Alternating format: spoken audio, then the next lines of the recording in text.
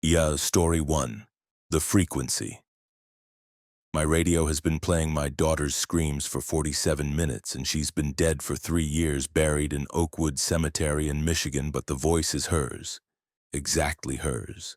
Down to the way she'd gasp between sobs. And I'm Carol Jensen, 54 years old. Been hauling refrigerated goods for 26 years, and when I first heard her voice break through the static on Channel 19 at 2:33 a.m. on Highway 90 through South Dakota, I thought I was having a stroke or a breakdown, but then she said my name, said, "Mommy, please help me, I'm so cold, I'm so alone." And I grabbed the CB handset and screamed back, "Emma, baby!" But she just kept crying, kept begging, and now every radio in my truck is tuned to her screams. AM, FM, CB, satellite, all of them broadcasting my dead daughter's voice. And I've tried turning them off, but they play anyway. I've tried smashing them, but the sound continues, and the worst part is she's describing where she is. Describing the coffin, the darkness, the earth pressing down, and she's saying she's been awake the whole time, conscious and buried for 3 years, and I don't know if this is hell or madness or something worse, but I'm driving to Michigan. I'm going to dig her up. I'm going to see what's in that coffin, because if there's even a chance she's alive down there, I have to know. Even though I know she's dead, I watched her die, I planned her funeral, but her voice is so real, so desperate, so perfectly Emma. The night had been normal before the voice. Standard late-night haul. Frozen food from Minneapolis to Boston, empty highway, clear weather. Coffee in my thermos, still warm. I'd been thinking about nothing important, wondering if I'd remembered to pay my electric bill, whether I should replace my tires before winter. Small things. Safe things. Then static erupted from the CB, not unusual. Interference happens, solar flares, electrical storms, but this static formed patterns, rhythms, and underneath a voice, faint, childlike, crying. I turned up the volume. The crying got louder, more distinct. And I recognized it. Impossible, but I recognized it. Emma. My Emma, who died of leukemia at age 9 in 2021. Who I held as she took her last breath in Children's Hospital. Who I buried in a white dress with her favorite stuffed rabbit. "Mommy?" The voice was small, frightened, exactly as I remembered. "Mommy, where are you? It's so dark, I can't move. There's something on top of me, heavy, pressing. I can't breathe right. Mommy, please." I yanked the steering wheel, nearly drove off the road. Corrected. My hands shook so badly I could barely grip the wheel. "Emma? Baby, is that you? Mommy, you can hear me. Please help. I don't know where I am. It's dark and tight and I'm scared. Emma, honey, you're not..." I couldn't say it. Couldn't say dead to my daughter's voice, even though I knew she was. Even though I'd watched them lower her coffin into the ground. I woke up and everything was dark. I tried to move, but I'm in a box. A small box. I can touch all the sides. And when I push up, there's something soft, but it won't move. "Mommy, what's happening? Where am I?" She was describing her coffin. The satin lining. The earth above. She was describing being buried alive. But she hadn't been buried alive. She'd been dead. The doctors confirmed it. Her heart had stopped. Her lungs had stopped. They'd done the autopsy, signed the death certificate. This wasn't possible. "Emma, listen to me. You're confused. You're not in a box. You're safe. You're in heaven." "No!" Her scream was piercing. "I'm not in heaven. I'm in the dark. In the ground. I can feel it. The cold. The weight. I've been here so long. Mommy, why didn't you save me? Why did you put me here?" I was sobbing now, crying so hard I could barely see the road. "I didn't. You died. You had leukemia. The doctors tried everything. You died in my arms." "I didn't die. I woke up and I was here in the dark. I've been screaming for 3 years, screaming and no one hears, no one comes, just cold and dark and the smell. Mommy, it smells so bad. Like rot, like death." The radio cut to static, then her voice returned, but different, older. I'm changing, Mommy. My body is changing. I can feel it, pieces falling off, soft pieces, but I'm still here, still awake, still feeling everything. The bugs came. They crawl on me, in me. I can't stop them, can't brush them away. They eat, and I feel it, but I can't die. I can't escape. I just stay awake, forever rotting. This couldn't be real. Had to be a hallucination. Carbon monoxide leak, brain tumor, something medical. I grabbed my phone, called 911. But when I put it to my ear, Emma's voice came through. Mommy, don't call them. They can't help. No one can help. I'm dead but not dead, alive but not alive. I'm between, and I'm so lonely, so scared. Every device was broadcasting her now. Phone, GPS, radio, all of them. Emma's voice, Emma's screams, overlapping, echoing, creating a chorus of my daughter's agony.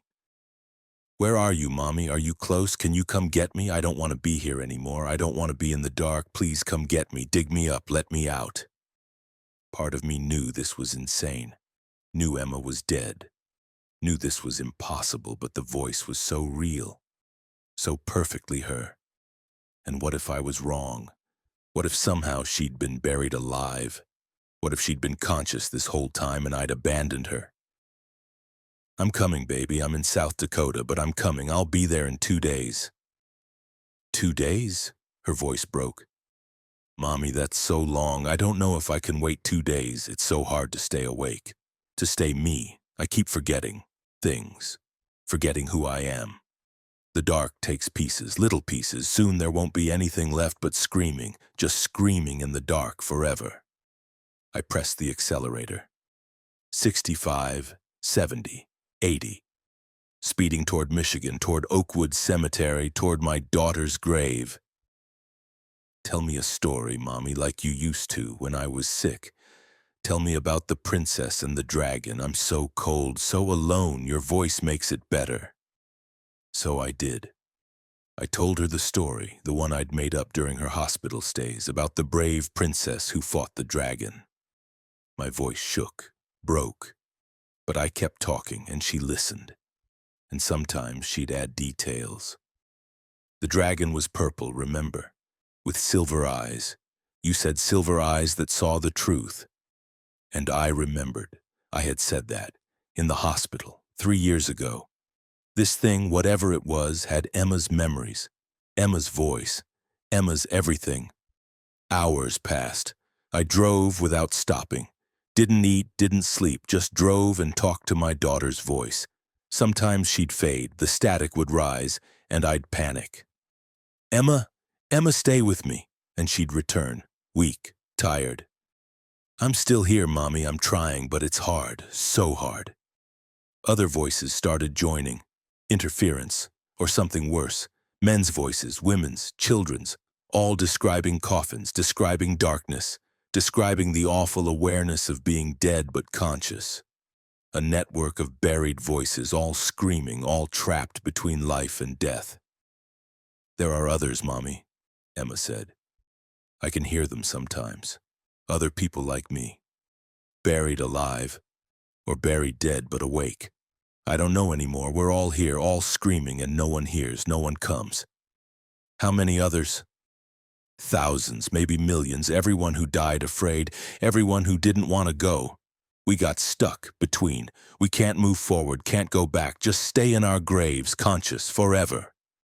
The cosmic horror of it overwhelmed me, every cemetery, every grave, potentially holding a conscious mind, trapped, aware, experiencing decay, experiencing burial, experiencing eternity. Is there a way to free them, to help them move on? I don't know. I just know I don't want to be here, don't want to be in the dark. I want to come home. I want to see the sun, feel warm, be with you. I reached Michigan on day 2. Drove straight to Oakwood Cemetery, parked outside the gates at 4 a.m. The cemetery was locked, fenced, but I didn't care. I grabbed a shovel from my truck, climbed the fence, ran to her grave. Section C, Plot 47. Emma Rose Jensen, born 2012, died 2021. The headstone I'd chosen, pink granite, engraved with roses. I'm here, baby, I'm here. I'm going to get you out. Hurry, Mommy, please hurry. I can feel you close. You're so close. Just a few feet above, please. I started digging. The ground was hard, cold, but I dug and dug and dug. 3 feet, 4 feet, 5 feet. My hands blistered, bled, but I didn't stop. At 6 feet, I hit the coffin, the white coffin I'd selected. I cleared the dirt from the top, found the seam, pried it open. The smell hit me. Decay, rot, death. I gagged, but looked inside. Emma's body, or what remained. 3 years of decomposition, bones, dried tissue, the white dress now brown, the stuffed rabbit, a molded lump. No life, no consciousness, just death, normal death. But the radio in my pocket still broadcast her voice. Mommy, did you open it? Can you see me? Why aren't you taking me out? Emma, you're not alive, you're bones. No, I'm here, I'm awake. I can feel you looking, I can feel your presence. Just lift me out, please. I reached down, touched the skull. Cold, inanimate, just bone. But the voice continued, begging, crying, claiming consciousness. This isn't real, I whispered. You're dead. You're not suffering, you're not trapped. This is in my head, just grief, just guilt. No! Mommy, don't leave me, don't close the coffin, I'm here, I'm awake. But I closed it, covered it with dirt, buried her again. Because whatever was speaking wasn't Emma. Emma was dead, at peace. This was something else, using her voice, using my guilt, trying to drive me insane. I drove away from the cemetery, and the voices faded, slowly. Emma's voice diminishing, getting distant, until it was just static again, just normal radio. I stopped at a diner, ordered coffee, tried to process what had happened. Hallucination, psychotic break, or something real? Something that proved consciousness continues after death?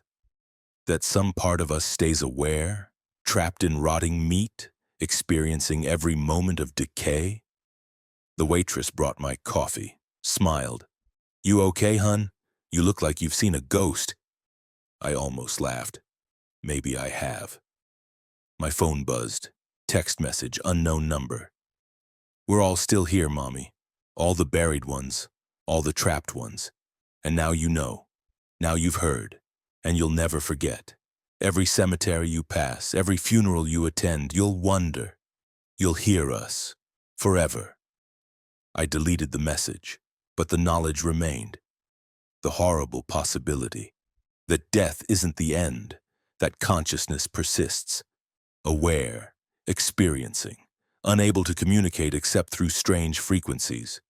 Through desperate signals, I still drive, still haul loads. But I take different routes now. Avoid cemeteries, turn off all radios, drive in silence, because I can't risk hearing those voices again. Can't risk knowing if it was real. If my daughter spent 3 years awake in her grave. If everyone buried is secretly screaming. The frequency is still there. I know it is. Channel 19 at 2:33 a.m. If you listen carefully, if you dare, you'll hear them. The buried voices, the trapped souls, all screaming from 6 feet under, all begging to be freed. All proving that death isn't the end of suffering. It's just the beginning. Story 2. The Detour. The road I'm on doesn't exist on any map and hasn't existed for 47 miles, and the GPS keeps saying recalculating in a voice that's getting progressively more distorted and angry. And I'm Marcus Webb, 39 years old, been hauling construction supplies for 14 years. And I took exit 49 off I-70 in Kansas because there was a massive accident ahead. State trooper waving everyone off. But when I tried to get back on the interstate 3 miles later, the on-ramp wasn't there, just continued county roads stretching into empty farmland. And now I've been driving for 2 hours and haven't seen a single building, a single other car, a single sign of human existence. Just endless flat fields growing things I don't recognize.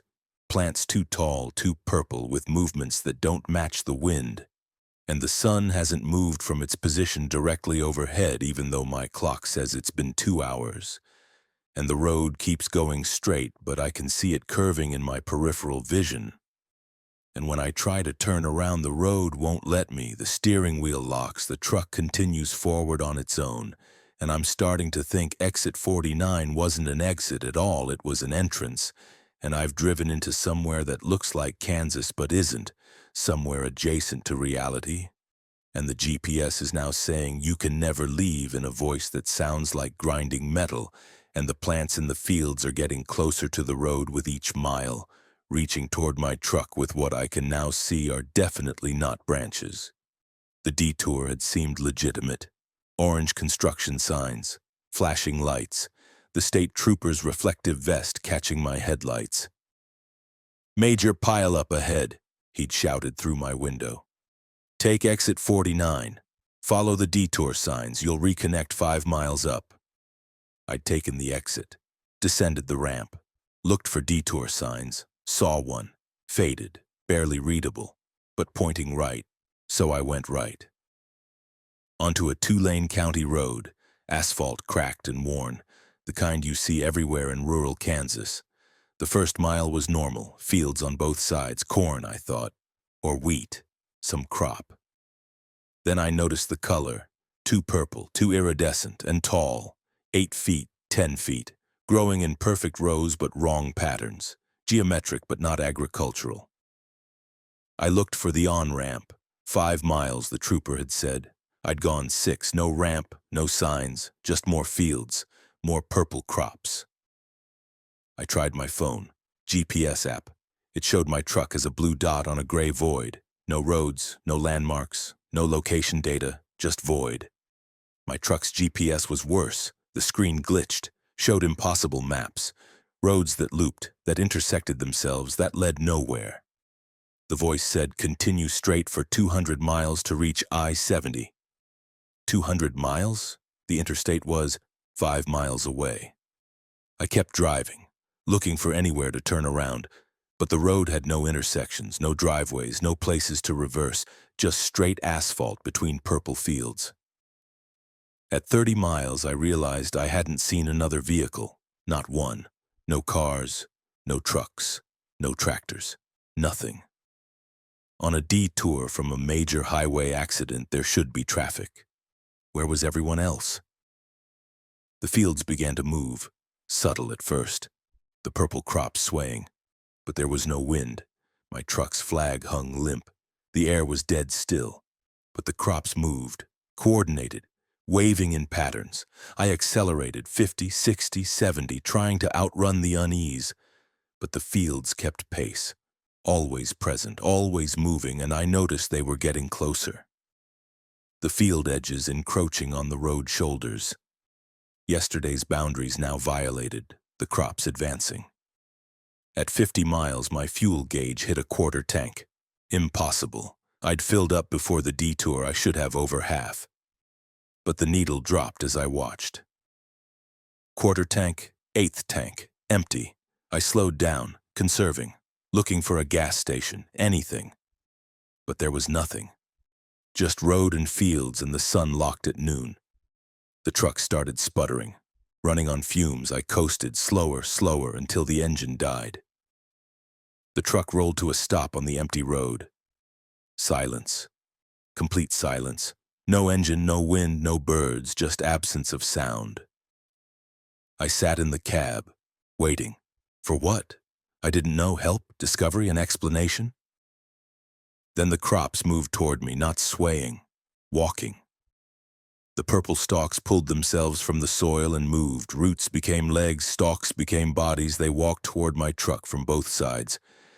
Hundreds of them, thousands. I locked the doors.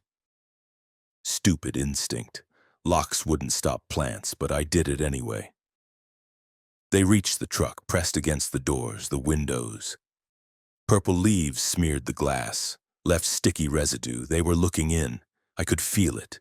These plants had awareness, intent, hunger. One reached through the closed window, not breaking it, phasing through, immaterial and material simultaneously.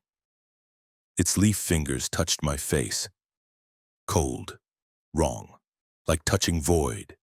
I screamed, swatted at it. My hand passed through. It was here but not here, present but not physical. How do you fight something that exists between states? More came through the doors, through the floor, through the ceiling, filling the cab, surrounding me, touching me, their coldness sinking into my skin, into my chest, into my mind. And they showed me things, images, memories that weren't mine. I saw other drivers, dozens, hundreds, all who'd taken exit 49, all who'd driven this road, all who'd stopped when their fuel ran out. The plants had taken them, absorbed them, made them part of the field, part of the purple growth. I saw myself from outside, my truck on the empty road, plants swarming over it, covering it, pulling it off the asphalt into the field, the truck sinking into purple growth, disappearing, and me inside. Still conscious, still aware, but unable to move, unable to escape, becoming fertilizer, becoming food. No, I whispered, no, please. But the plants didn't care. They had no mercy, no emotion, just hunger, just purpose. They existed to consume, to grow, to spread, and this road was their hunting ground. Exit 49 was their lure. Every driver who took it was food. I tried the ignition. Dead. Completely dead. Not just out of fuel, dead. The engine wouldn't turn over, the battery was drained, everything was gone, the plants pulled tighter, I could barely breathe. The cold was inside me now, in my lungs, my heart, my brain.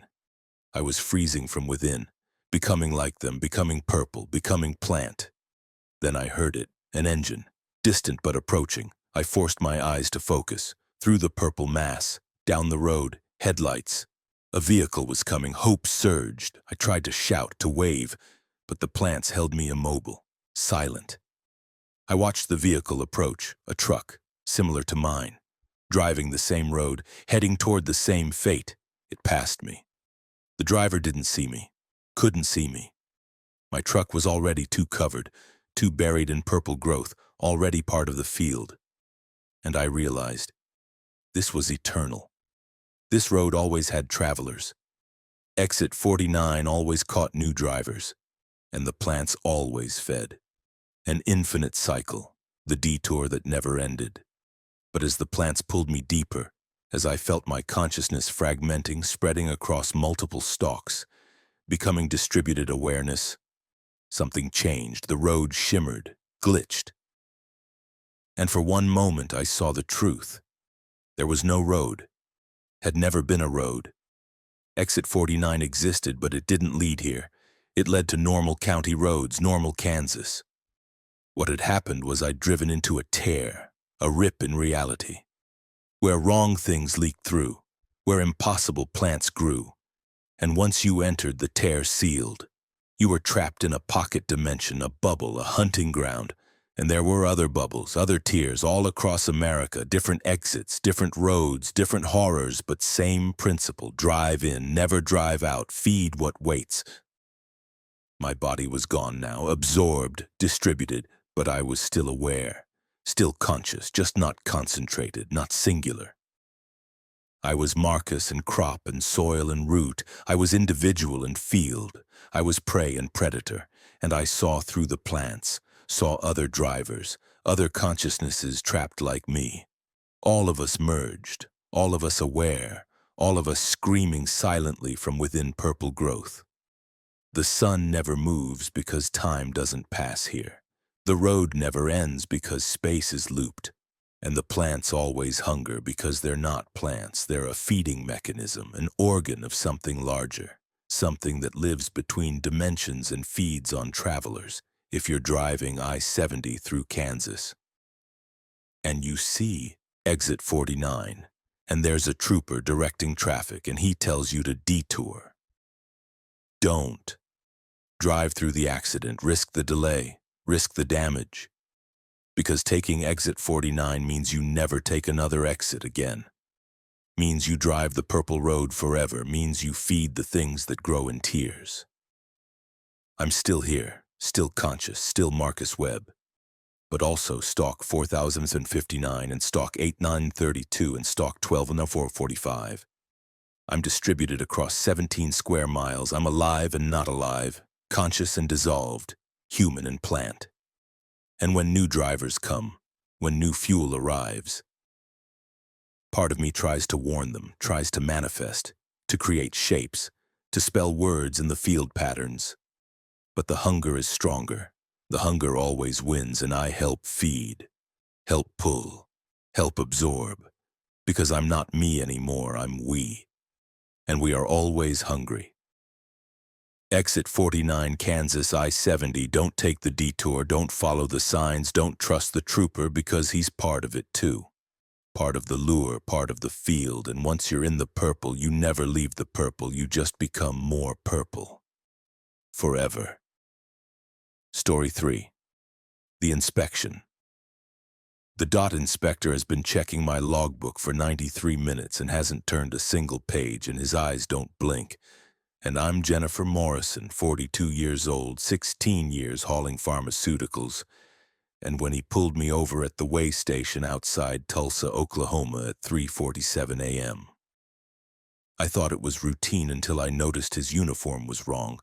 The badge was backwards, the letters on his shoulder patch spelled nonsense, and when I tried to read them, they hurt my eyes, made my vision blur, made my nose bleed. And he's been sitting in my cab holding my logbook open to page 1, just staring at it. Not reading, not speaking, just staring. And his reflection in my window is different from his physical form. The reflection shows something tall and stretched and wrong. Something with too many joints in its arms. And when I tried to leave the cab, he put his hand on my shoulder, and his hand had 7 fingers. 4 of them had extra knuckles, and he said in a voice that came from somewhere behind me, not in front of me, "Your documentation is incomplete. You must remain here until inspection is finished." But the inspection will never finish. I can see that now. He's not inspecting, he's trapping. This weigh station is a collection point, and there are other trucks here, 17 trucks, all with drivers sitting frozen in their cabs, all being inspected by these things wearing dot uniforms. And some of those drivers have been here so long they're starting to look translucent, starting to fade. And I'm next, I can feel it. The inspector is draining something from me. Every minute he holds my logbook, I feel lighter, emptier, like he's extracting my substance, my reality, and soon I'll be like the others, transparent and silent and gone. The weigh station had its lights on. All commercial. Vehicles must enter. Standard signage, standard protocol. I pulled in, rolled onto the scale, waited for the green light. It stayed red. The speaker crackled. "Pull forward to inspection bay 7. Bay 7 was at the far end, away from the main building, isolated. But I pulled forward, parked, waited. He approached from the darkness, no vehicle, no office, just emerged from the shadows. The uniform looked right at first glance, dark blue, badge, patches, but something was off. The proportions, too tall, too thin, movements too fluid. He tapped on my window, I rolled it down. "License and logbook, please." I handed them over.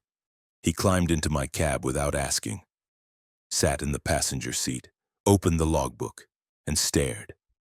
Minute 1.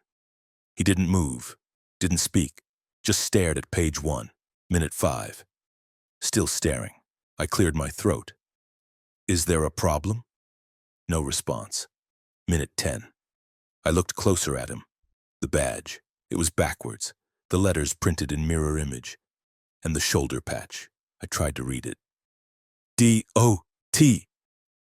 But the letters swam, changed, became symbols, geometric patterns that hurt to perceive. I looked away, felt wetness under my nose, touched it. Blood. My nose was bleeding from trying to read his patch. Minute 15. I noticed his reflection in the window. It didn't match. The man beside me looked human, odd but human. The reflection showed something else, something with limbs too long, joints that bent the wrong way, a head that was too narrow and too tall. "I need to leave," I said. "I have a delivery schedule." His hand moved to my shoulder. 7 fingers. I counted. 7. 4 of them had multiple knuckles. They bent in ways fingers shouldn't. The grip was cold, immobilizing. Your documentation is incomplete. You must remain here until inspection is finished. But his mouth didn't match the words. The voice came from behind me. From the sleeper berth. From empty space. I tried to pull away, couldn't. His grip, while looking gentle, was absolute. I was locked in place, held by something far stronger than human. Minute 30. I looked around the way station. Other trucks were here. I hadn't noticed before. 17 trucks, all parked, all with drivers visible in their cabs, all sitting perfectly still. I recognized one. A Volvo VNL. I'd seen it at a truck stop 2 days ago. Talked to the driver, Bob, retired military, 20 years hauling. He was in his cab now, just sitting, staring forward, not moving. Minute 45. The inspector still hadn't turned a page. Still stared at page 1 of my logbook. His eyes didn't blink, didn't move, just fixed on the page. And I felt something happening. A pulling, a draining. Like he was extracting something from me through the logbook, through the record of my travels, my time, my existence. I looked at my hands. They were more transparent than before. I could see through my palms, see the seat, cushion beneath.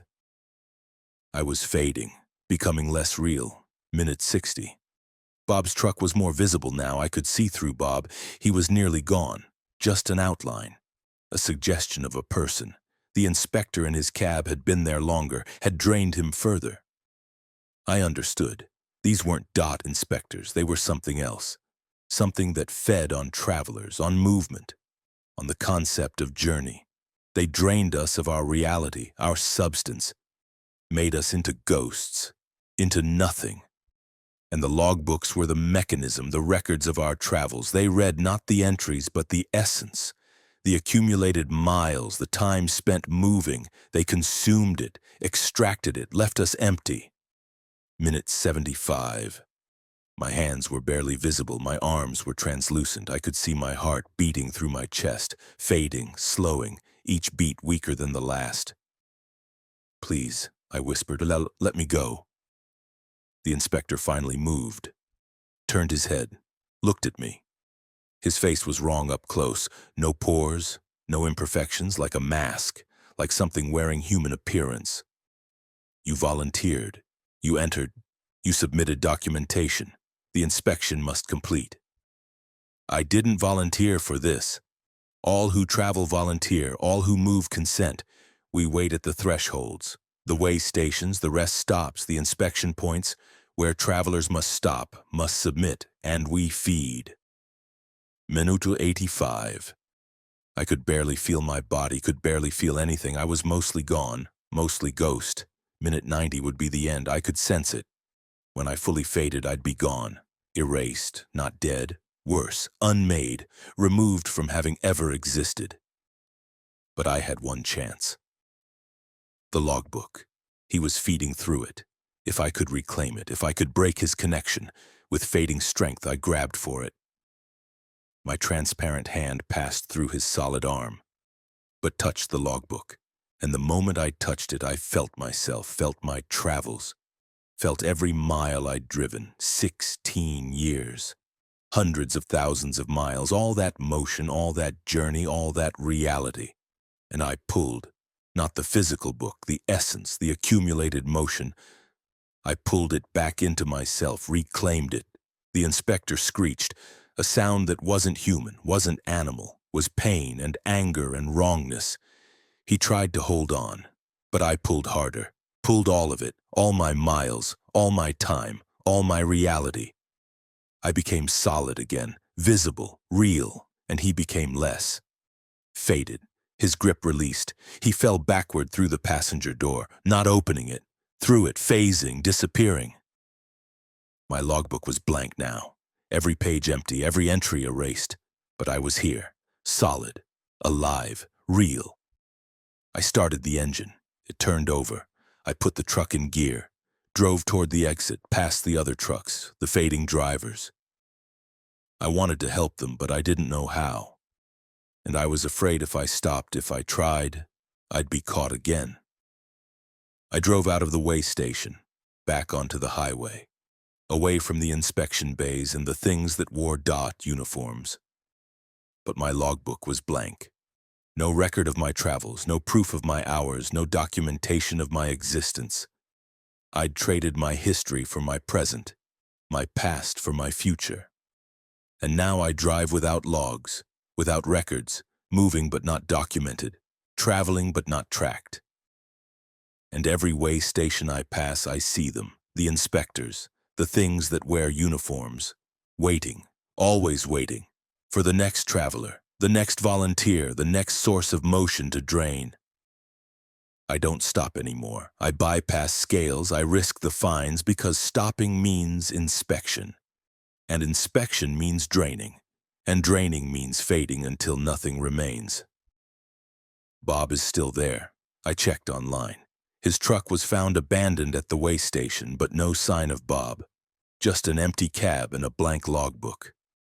The official report said he walked away, left his truck, no one knows why.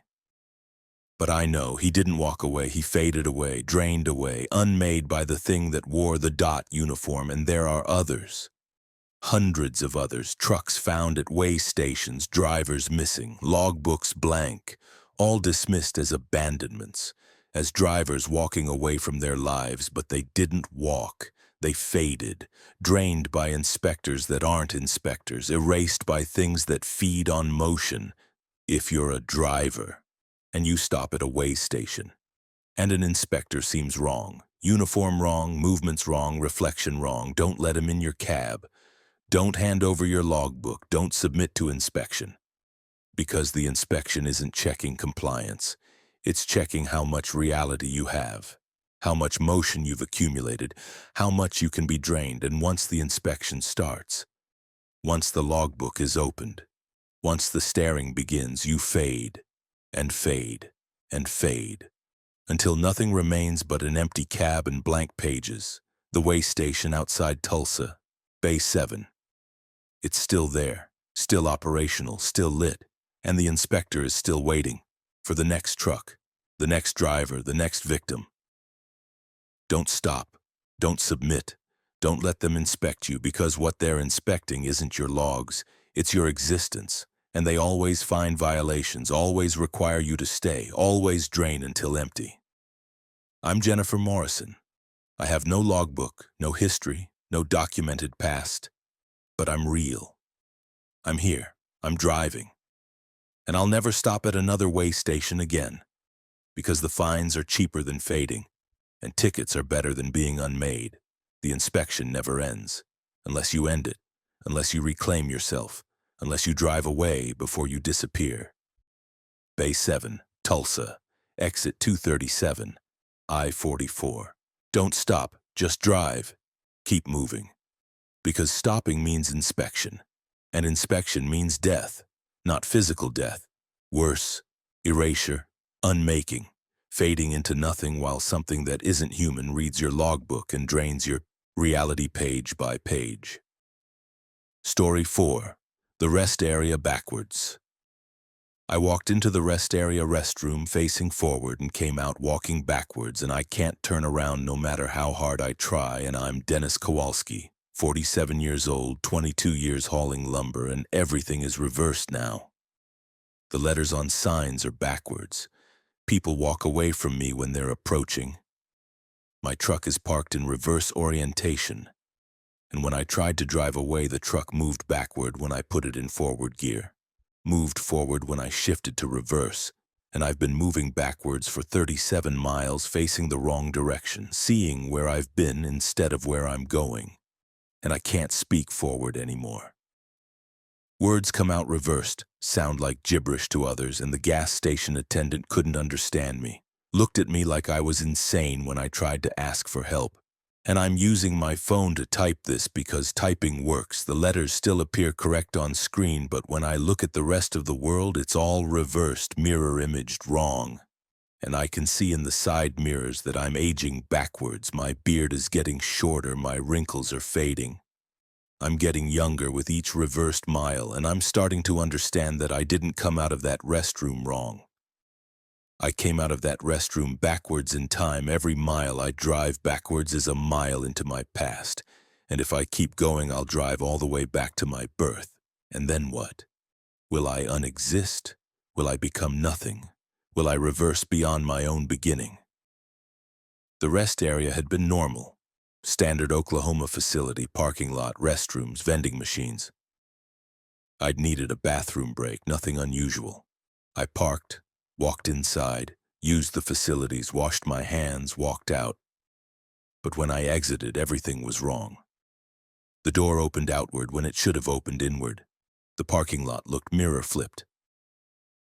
My truck was parked facing the opposite direction. I thought I'd gotten confused. Come out the wrong door, but there was only one door. I checked. Definitely the same door I'd entered.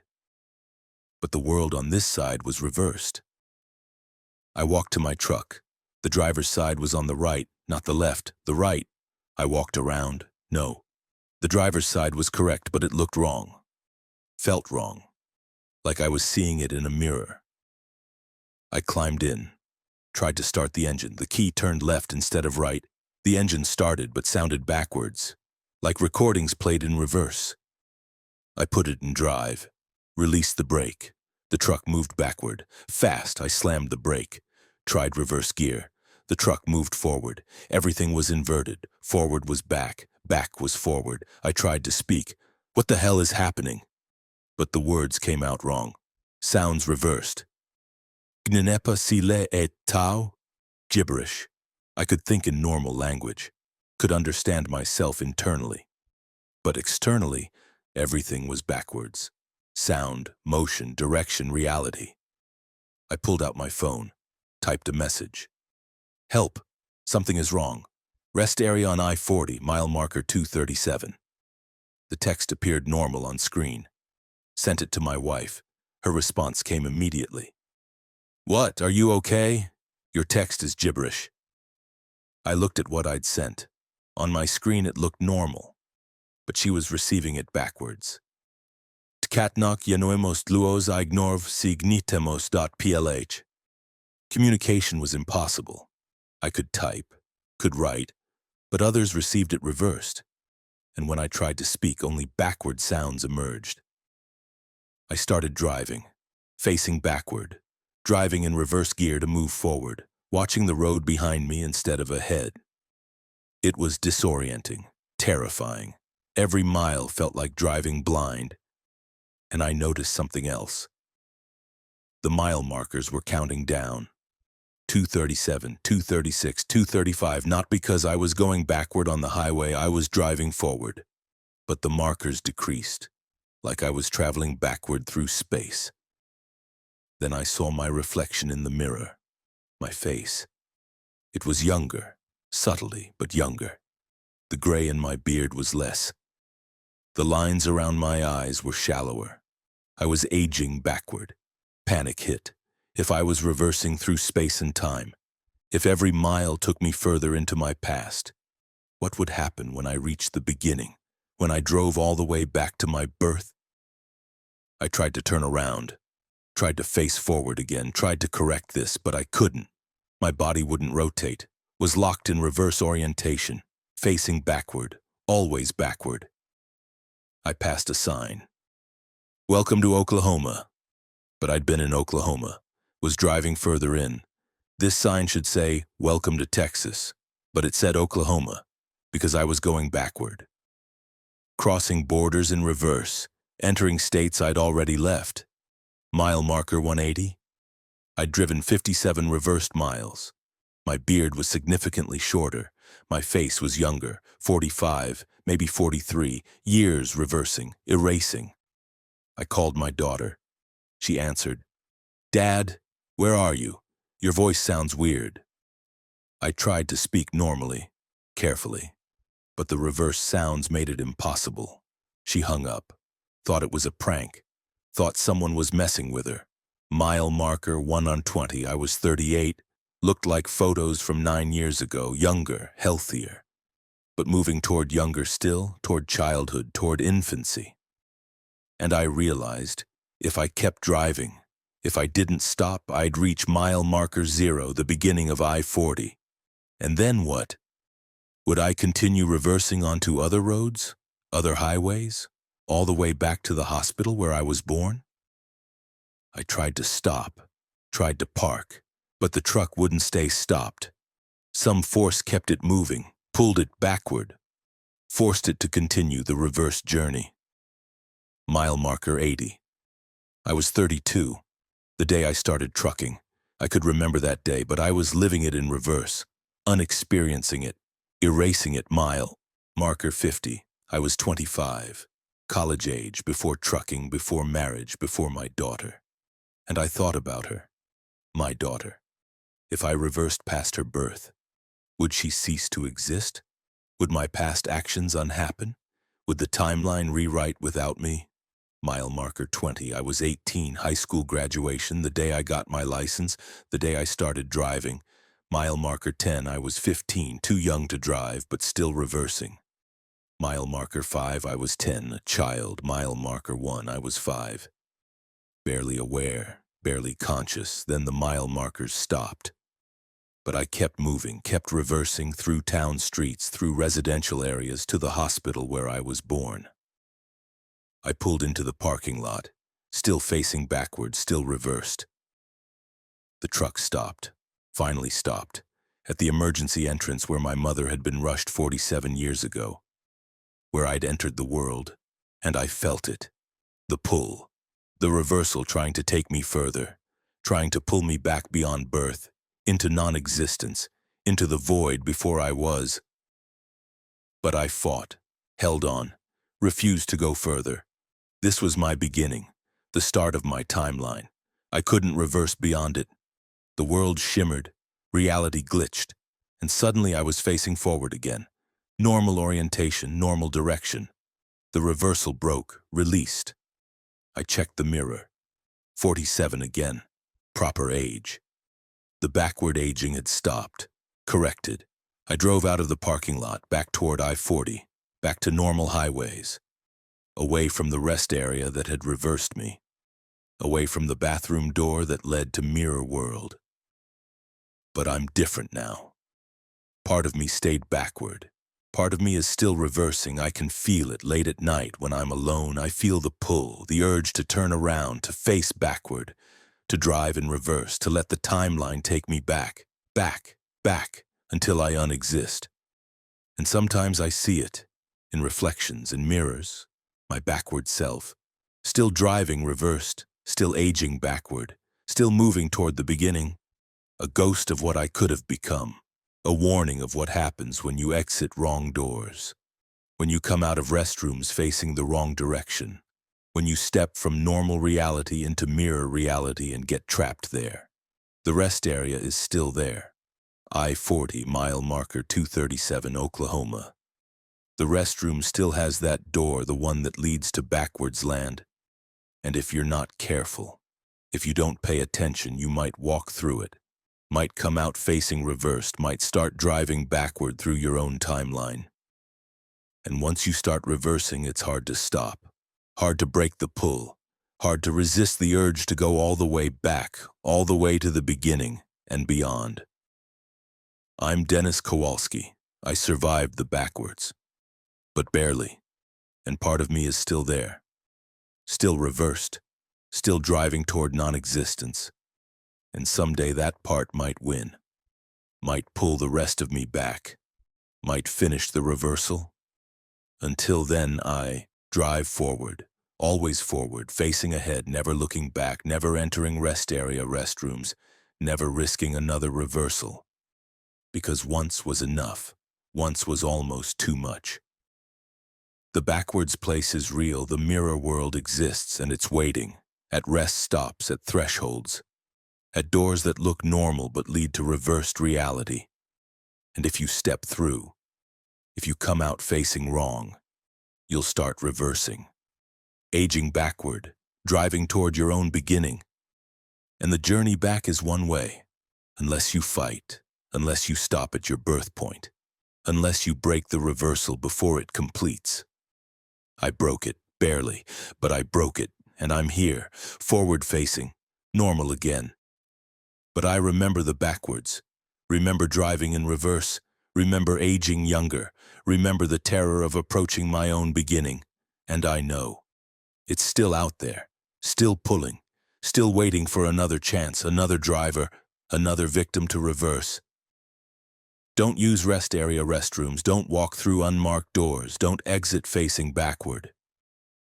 Because if you do, you might not turn around again, might not face forward again, might just keep reversing, mile by mile, year by year, until you reach the beginning and disappear beyond it, into the void before existence, where reverse travelers go when they complete the backward journey. Story 5. The Fog That Remembers. The fog rolled in at mile marker 412, and it knows my name, and it's been whispering secrets about my past for 73 miles, and I'm Sarah Mitchell, 36 years old, 11 years hauling medical supplies, and when the fog first touched my windshield, it formed letters. Spelled out, Sarah, we've been waiting, and I thought it was condensation, just water vapor making random patterns, but then it spelled, remember August 2019. And August 2019 was when my sister died, was when I was driving the night she called for help, and I didn't answer because I was tired, because I wanted to sleep. And she overdosed alone, and I never told anyone. I ignored her call, and now the fog knows, the fog remembers, and it's showing me things in its swirls and patterns, showing me her face, showing me the phone ringing, showing me my choice to silence it. And the fog is getting thicker, is surrounding my truck completely, and I can't see the road anymore, can only see the memories, the guilt, the secrets.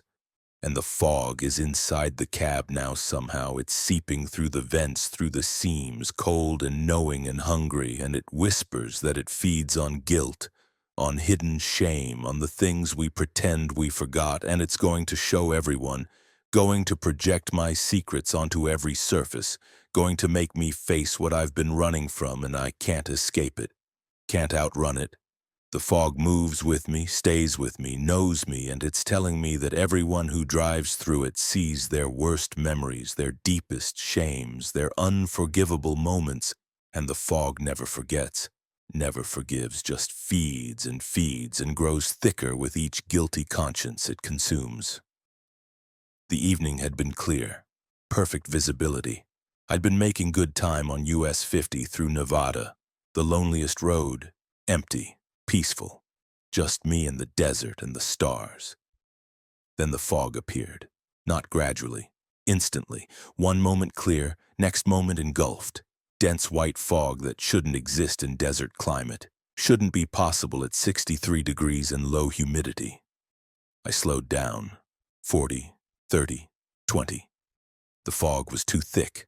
I couldn't see 10 feet ahead. My headlights reflected back, creating a wall of white light. Then the windshield started forming letters. Water condensation, but deliberate, spelling words. Sarah, my name, my full name, appearing letter by letter in the condensation. I turned on the defroster, wiped it away with my hand, but it reformed. We've been waiting. Who's been waiting? I said aloud, talking to fog, to condensation, to nothing. Remember August 2019? My heart stopped. August 2019, the month Emma died, my sister, my younger sister, the overdose. The call I didn't answer. Remember the phone ringing? It appeared on the windshield, a recreation of my phone screen, Emma's name, Emma's photo, the incoming call. The call I'd silenced. The call I'd ignored because I was tired. Because I'd dealt with her addiction for years. Because I'd wanted one night of peace. Remember your choice. The fog outside shifted, formed shapes. I saw Emma's face, not real, made of fog, but her features, her eyes, her expression.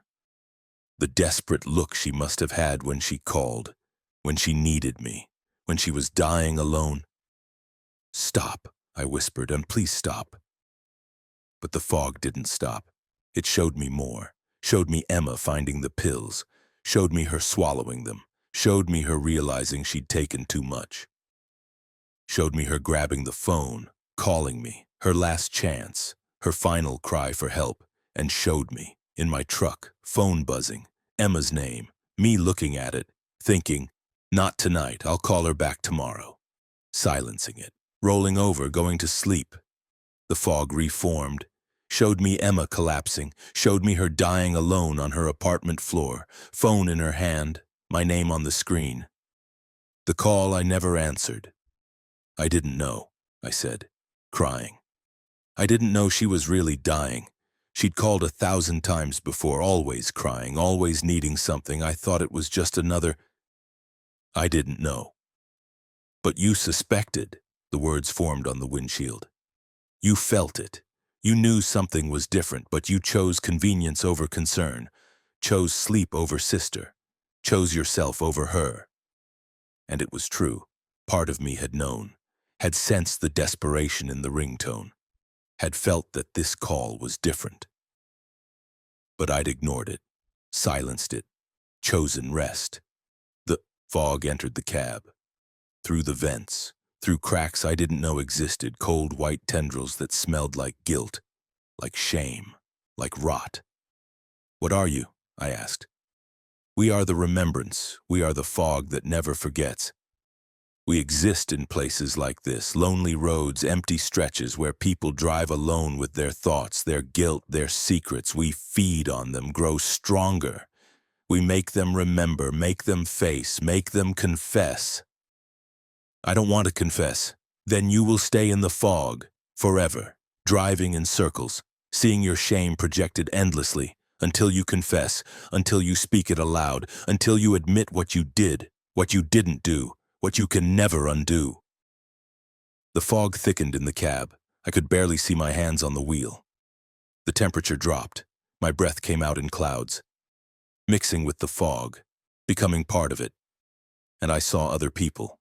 Other drivers, trapped in their own fog bubbles, each seeing their own guilt, their own secrets. A man who'd hit someone while driving drunk, covered it up, never reported it. A woman who'd stolen from her dying mother, forged her will, taken everything. A young driver who'd left his child in a hot car, went into a store, came out to find the child dead, all of them trapped. All of them driving through fog, all of them seeing their worst moments projected endlessly, all of them refusing to confess. So the fog kept them, fed on them, grew stronger from their guilt. If I confess, you'll let me go? We don't let go, we release. Confession doesn't erase, but it transforms. You'll carry the guilt, but you'll carry it openly. No longer hidden, no longer festering, no longer feeding us. I thought about it, about confessing, about telling the world I ignored my sister's final call, that I let her die alone, that I prioritized my convenience over her life. The shame would be public, the judgment would be real, my family would know, everyone would know, but the fog was worse. The fog showed everything, made me relive it, made me see Emma dying over and over, made me feel the guilt physically, like weight. Like acid, like drowning. Okay, I said, voice shaking. I confess, I ignored Emma's call. August 23rd, 2019, 11:47 p.m. She called. I saw her name. I knew she might need help, but I was tired. I wanted to sleep. So I silenced the phone, and she died, alone, because I chose sleep over her life. Because I was selfish, because I'm guilty, I killed her, not directly, but effectively. And I've hidden it ever since, told everyone I didn't see her call, that my phone was dead, that I was sleeping deeply, all lies. I saw it, I chose to ignore it, and she died because of me.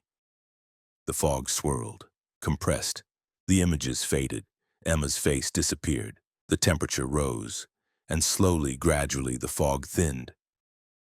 The road became visible again. Mile marker 412, US 50, Nevada, clear night, stars overhead. The fog released me, but it didn't leave me. I could feel it, in my chest, in my mind. The guilt was still there, but different, not hidden, not festering, open, acknowledged, real.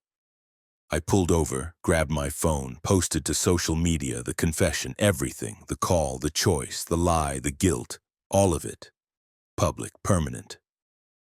The responses came: shock, anger, sympathy, judgment, all of it deserved. I read every comment, accepted every condemnation, because I deserved it. Because confession requires consequence, because the fog taught me that hidden guilt is worse than public shame. I lost friends, lost family members who couldn't forgive, lost respect. But I gained something else: honesty, the ability to live without hiding, without the constant weight of secret guilt. The fog took something but gave something too. I still drive US 50, still pass mile marker 412, and sometimes I see the fog, waiting, watching, feeding on other drivers, other guilty consciences, other hidden shames, and I don't judge them. Don't condemn them for not confessing, because I know how hard it is, how terrifying, how permanent. But I also know the alternative, the fog that never forgets. That projects your worst moments, that traps you in eternal guilt, that feeds on your shame until nothing else remains. If you drive lonely roads at night, and you encounter sudden fog, fog that shouldn't exist, fog that knows your name, fog that shows you things you've hidden, you have a choice: confess. Speak it aloud, make it public, face the judgment, or stay in the fog.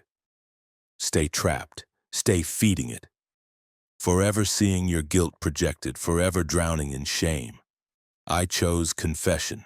The fog released me, but I carry the guilt openly now. Every day, every interaction, everyone knows what I did, what I didn't do, what I can never fix, and some days I wonder if I made the right choice, if public shame is better than private guilt, if the fog was worse than judgment. But then I remember the cold, the projections, Emma's dying face over and over endlessly, and I know. Confession was right. Release was necessary. The fog would have kept me forever. I'm Sarah Mitchell. I ignored my sister's dying call. I let her die alone. I lied about it for 5 years.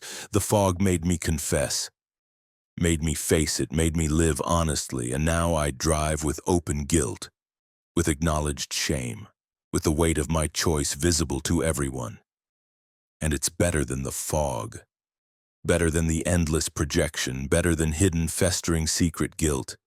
The fog is still out there. Mile marker 412 US 50 Nevada, waiting for the next guilty driver, the next hidden shame, the next secret confession. And it will feed, and it will trap, and it will offer the same choice.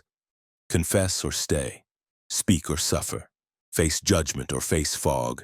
Choose wisely, because the fog never forgets, never forgives, never stops showing you what you've hidden, until you speak it yourself, until you make it real, until you transform from secret guilt to open shame. And only then does the fog release you, only then do you drive free, carrying the weight openly, but carrying it in clear air, not in fog, not in projection, not in endless guilty replay. The fog remembers, always remembers. Choose confession, choose release, choose truth, because the alternative is eternal fog, eternal projection, eternal guilt, and no one survives that forever. No one stays sane in the fog that remembers. No one escapes without confessing. I confessed, I survived, I drive free but changed, forever changed, by the fog that knew my name, the fog that showed my shame, the fog that forced me to face what I'd hidden, and made me speak it, made me confess, made me real. Story 6. The livestock truck. The empty livestock trailer behind me has started making sounds like it's full, and I'm Kenneth Wright, 52 years old, 19 years hauling cattle and pigs, and I delivered my load 6 hours ago, dropped off 37 head of cattle at the processing plant in Omaha. Watched them unload every single animal, hosed out the trailer until it was clean and empty, but now at midnight on I-80 through Iowa, the trailer is making the sounds of a full load. Hooves shuffling, animals lowing, the whole truck swaying with their movement.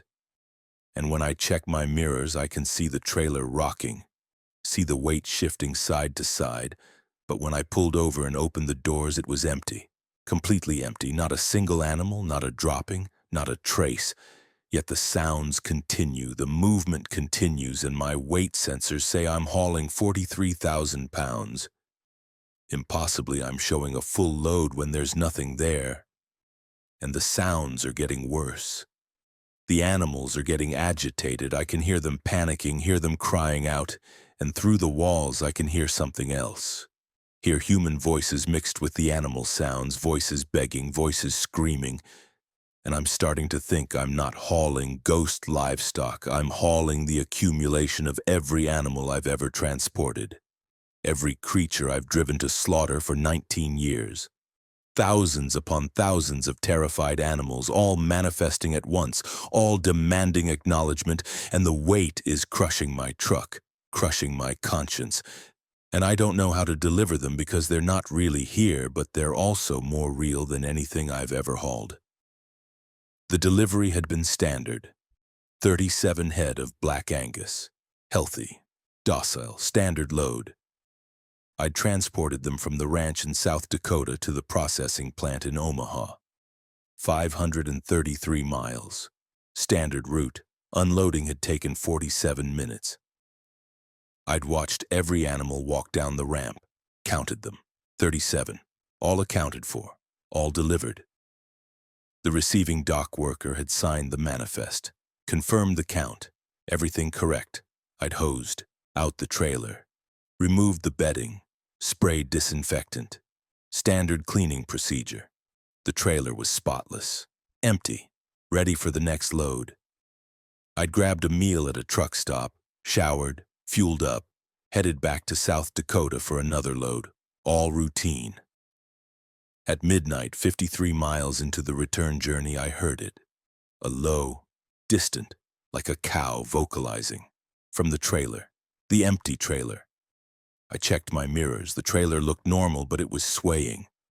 Slightly, side to side, like animals were moving inside, shifting weight. But there were no animals. I'd cleaned it myself. The sounds increased. Multiple animals now, lowing, grunting, hooves on metal floor. The unmistakable sounds of a loaded livestock trailer. But I was empty, completely empty. I pulled onto the shoulder, grabbed my flashlight, walked to the trailer, opened the rear doors, shined the light inside. Empty, completely empty. Clean floors, no animals, no nothing. But the sounds continued. All around me, inside the trailer, below me, above me, everywhere. I climbed inside, walked through, checked every section, nothing. The trailer was empty, but I could hear them, could feel the floor vibrating with their hooves, could smell them, that distinct livestock smell. But I could see nothing. I climbed out, closed the doors, walked back to my cab, confused, scared. This was wrong, very wrong. I started driving. The sounds continued, got louder. More animals, more panic. They were agitated, moving frantically, crashing against the walls. The trailer rocked violently. My weight sensors spiked. I was showing 43,000 pounds, full load weight. But the trailer was empty. I checked my mirrors. The trailer tilted, right side dipping, left side rising, like animals were clustering, stampeding to one side. But there was nothing inside. The weight was impossible, phantom, but my truck felt it. My suspension groaned under the load. My engine worked harder, pulling the weight that didn't exist. Then I heard new sounds, not animals, human voices, screaming, crying, begging, mixed with the animal sounds, overlapping, creating a chorus of terror. "Please don't," a woman's voice. "I don't want to die." A child's voice. "Help us." Multiple voices, young and old, male and female, all terrified, all doomed. And I understood. These weren't just animals. These were all the animals I'd ever transported. 19 years of livestock hauling. Thousands of cows, thousands of pigs, thousands of animals driven to slaughter, all manifesting at once. All in my trailer, all making their final sounds, all expressing the fear they'd felt during transport. But mixed with them were human voices. Why human voices? The CB crackled. A voice, old, weathered. You're hearing what they heard. What who heard? The animals. They heard us. Heard human voices. Heard conversations, heard laughter, heard callousness. Heard us discussing them like objects, like commodities, never like living things. And they remembered. They all remembered. And now they're making you hear, making you remember, making you acknowledge what you've been denying for 19 years. I'm just a driver. I don't kill them, I just transport them. And that's what the train conductor said. And the truck driver said, and everyone in the chain said, I'm just doing my job, I'm just transporting, I'm not responsible. But you are. Every animal you carried, every terrified creature you drove to death, you were complicit, you were necessary. Without you, the slaughter doesn't happen. Without drivers like you, the system collapses. You're not innocent, you're essential. And now they're making sure you know it. The sounds intensified, the screaming, the crying, the begging, the terror. Animals and humans blended into one chorus of death and fear and judgment. My truck couldn't handle the weight, the phantom weight, the guilt weight, the axles bent, the tires compressed, the frame groaned. I was being crushed by weight that didn't exist but was more real than steel and concrete. What do they want? I screamed. What do I do? Stop. Stop hauling them. Stop being complicit. Stop pretending you're just a neutral agent. Stop hiding behind I'm just a driver. Choose. Choose to be part of the killing chain or choose to break it. I need the job. I need the money. I have a family. And they had lives. All of them. Lives cut short for convenience, for profit, for taste. They didn't choose. But you can. You have choice. They never did. I thought about it. 19 years, thousands of animals, all terrified during transport, all aware of their fate, all helpless. And me, complicit, essential, part of their death. Okay, I said, voice breaking. Okay, I'll stop, I'll quit. I won't haul livestock anymore, I'll find other work, I'll break the chain, I'll choose. The sounds began to fade, slowly, gradually. The lowing, the screaming, the crying, all diminishing. The weight sensors dropped, 43,000, 30,000, 20,000, 10,000, 0. The trailer was light again, empty again. The burden lifted, not physically but spiritually, morally, the weight of 19 years of complicity, lifted by a choice, by a decision to stop. I drove to the next exit, parked at a truck stop, called my dispatcher, quit. Told them I wouldn't haul livestock anymore, would haul anything else. But not living creatures, not animals being driven to death. They didn't understand. Thought I was having a breakdown. But I didn't care, I'd made my choice. I'd broken the chain, I'd stopped being complicit. The trailer has been quiet since. No sounds, no phantom weight, no ghost livestock. They released me when I released them, when I chose to stop participating in their deaths. I still drive, still haul freight, but different freight, dry goods, equipment, materials, never livestock, never again. And at night when I pass livestock trucks, I hear them, faintly, the ghost animals, the accumulated terror, the phantom loads, carried by drivers who haven't chosen, who remain complicit, who continue the chain. And I don't judge them, because I was them. For 19 years, I hauled death, I transported terror, I profited from suffering, I was necessary to the killing. But I stopped, I chose, I broke my link in the chain, and the animals released me. Let me drive without their weight, without their sounds, without their judgment, if you haul livestock. and you hear sounds from an empty trailer, if you feel phantom weight, if you sense the accumulated terror of every animal you've transported, you have a choice.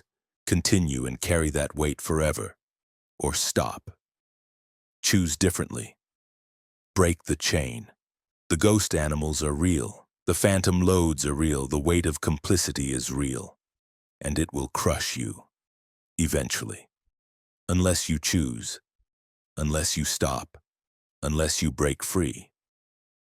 I'm Kenneth Wright. I hauled livestock for 19 years. I was complicit in thousands of deaths.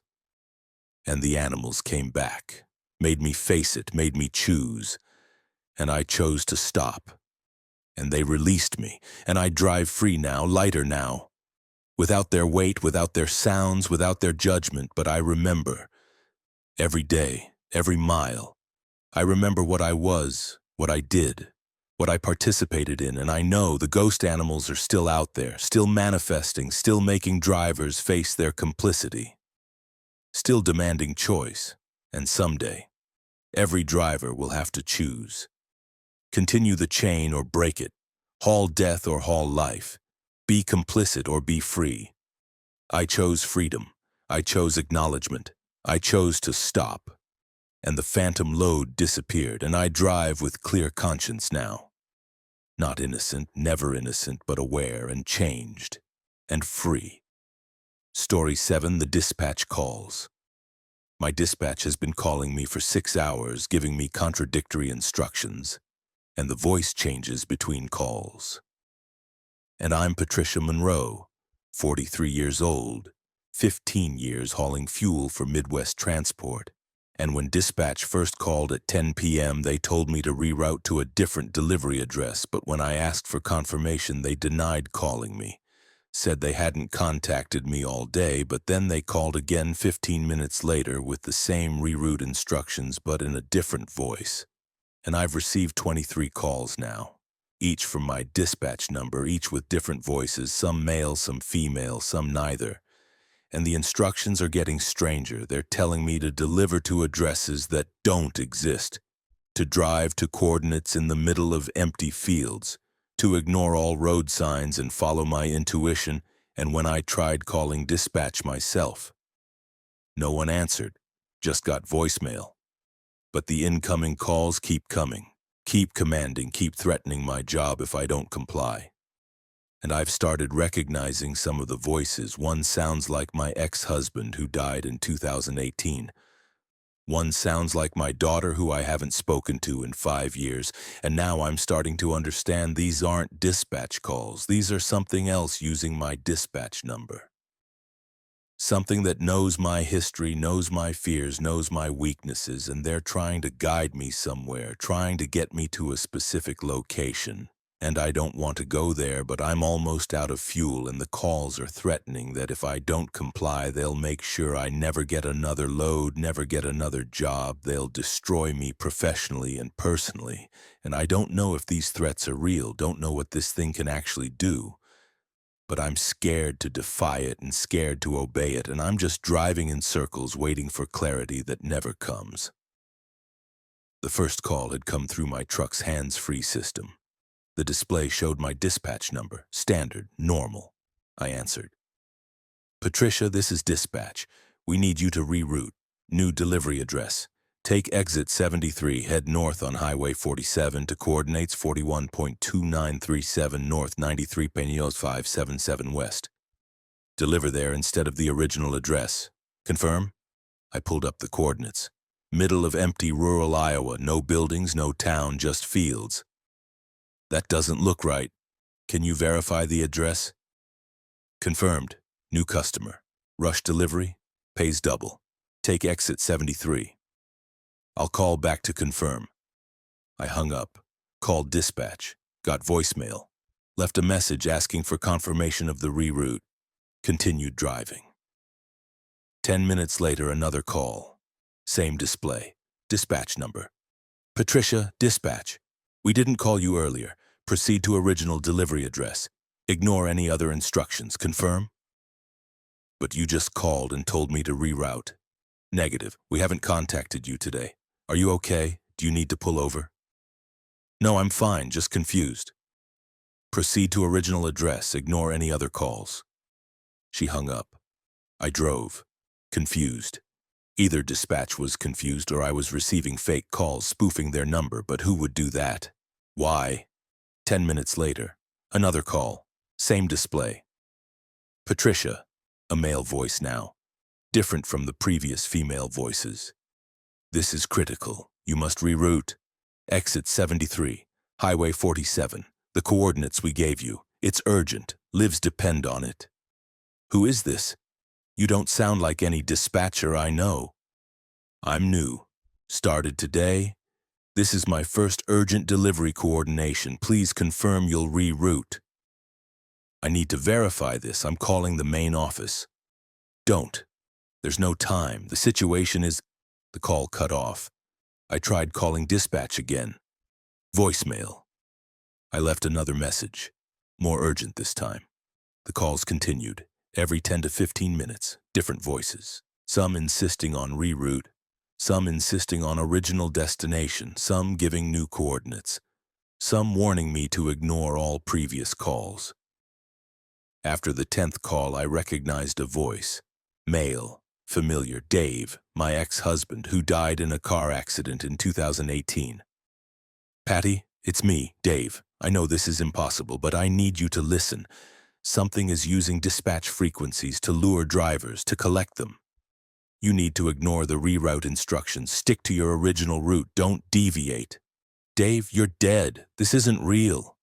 I am dead, and that's why I know. Death isn't the end, and some things exist beyond death. Things that hunt, things that use familiar voices. Don't trust the calls. Don't reroute. Just drive your original plan. The call ended. I was shaking, crying. Dave's voice, exactly Dave's voice, but he was dead, gone. This was impossible, unless something was using my memories, using my grief, using Dave's voice against me. The next call was my daughter, Melissa, who I hadn't spoken to in 5 years, not since the argument, not since she cut me off. Mom, it's Mel. Please listen, I don't have much time. Something is hunting drivers. Using dispatch systems, giving false instructions, leading them to collection points.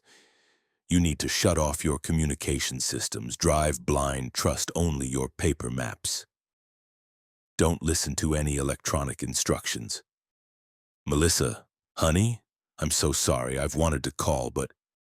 Mom, this isn't about us, this is about survival, the thing that's calling you. It feeds on isolation. On drivers who are alone, who don't have strong connections, who are vulnerable. You're vulnerable because we don't talk, because you're alone. That's why it chose you. But I'm still here, still connected to you. And I'm trying to warn you, please shut off your systems, drive manually. The call ended. I wanted it to be real. Wanted Melissa to be warning me, to be reconnecting. But I knew. Deep down, this wasn't her. Was something using her voice, using my loneliness against me. The calls intensified, 23 in 6 hours, each with different voices, different instructions, some threatening, some pleading, some reasoning, all trying to guide me, to reroute me, to direct me to those coordinates. 412937 North, 93.6577 West. I looked them up. Rural Iowa, 37 miles from my current position. If I took exit 73 and followed Highway 47 exactly where multiple calls were directing me, I wasn't going there, wasn't obeying, but my fuel was low.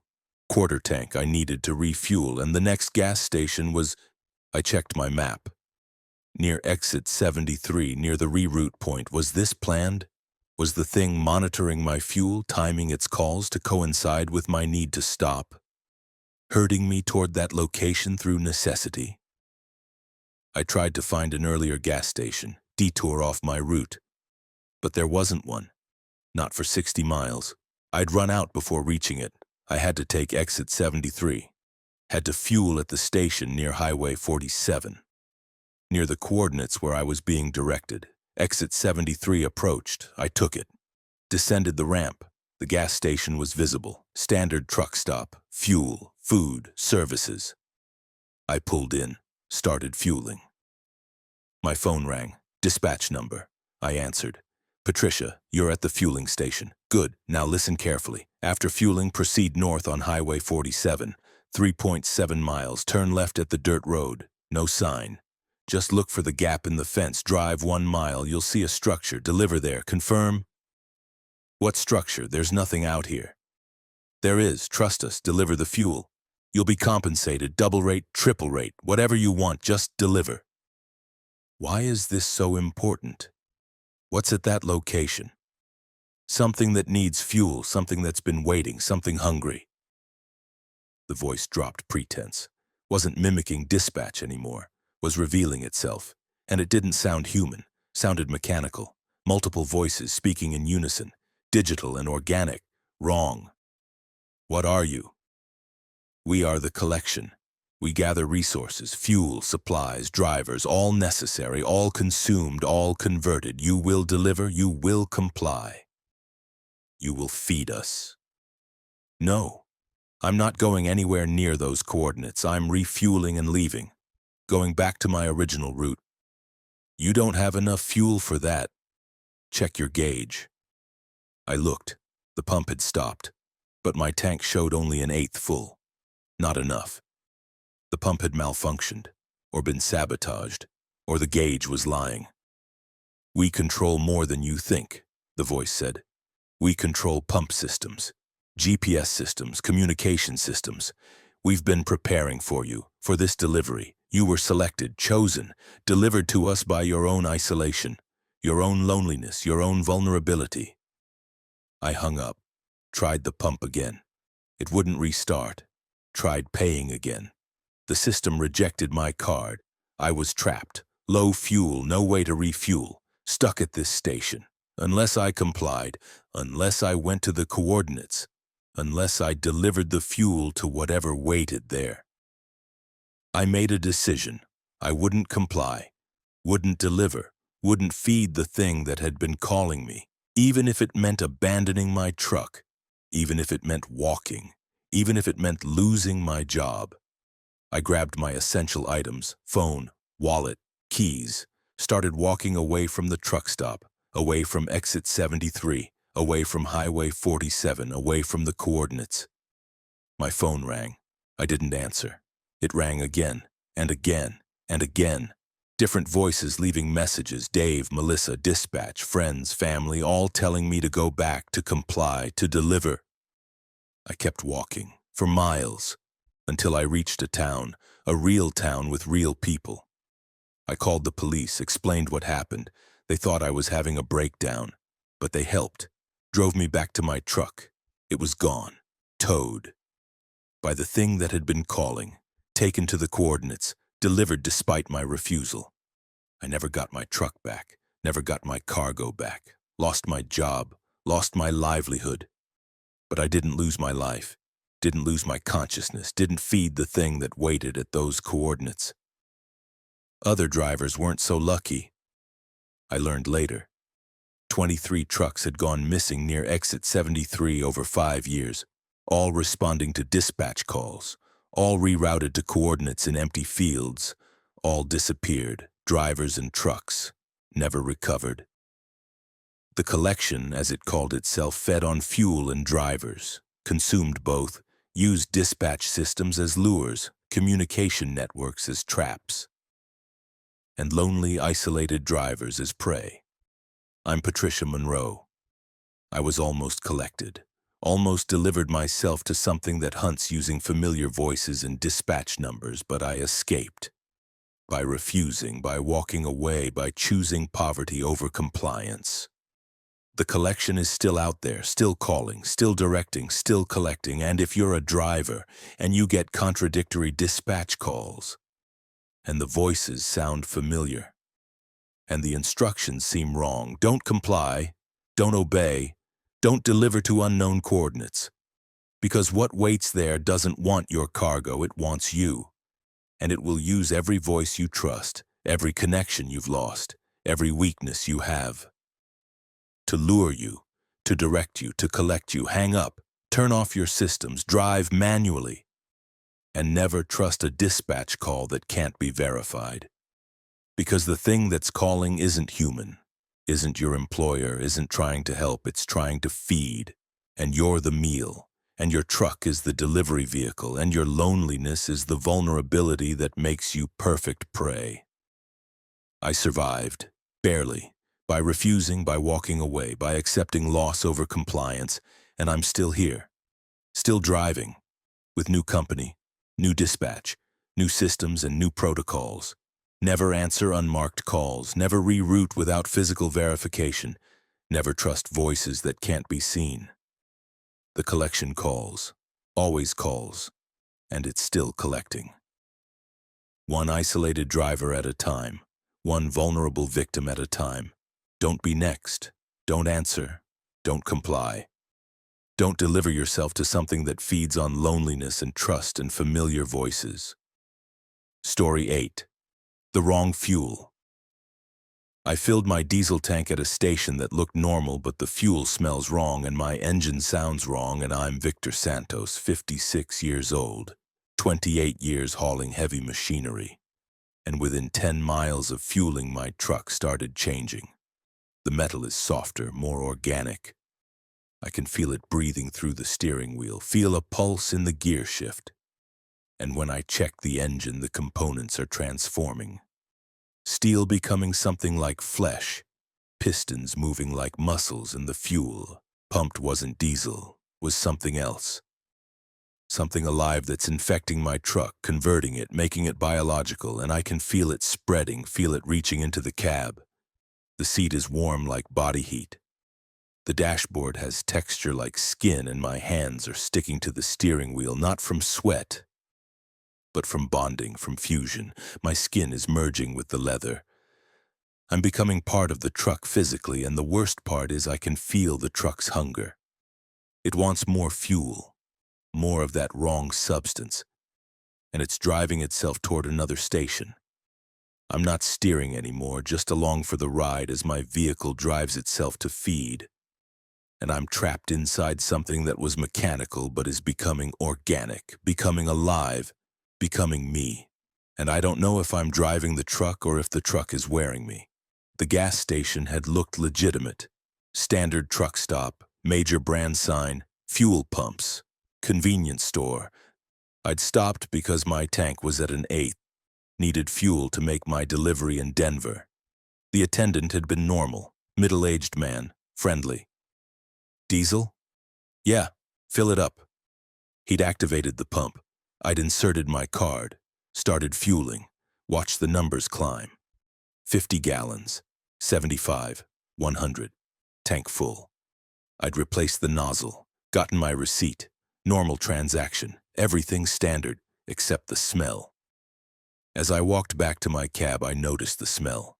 Not diesel, something else, sweet. Organic, like flowers and meat combined. Strange, but not alarming. Maybe they'd cleaned the pumps with new solvent. I started the engine. It caught, ran, but sounded different. Not the usual diesel rumble. Something smoother, wetter, almost like breathing. I attributed it to my imagination. Tired ears, long drive. 10 miles down I-70, things got worse. The engine sound changed dramatically, not mechanical anymore. Organic, pulsing, like a heartbeat. And the steering wheel felt different.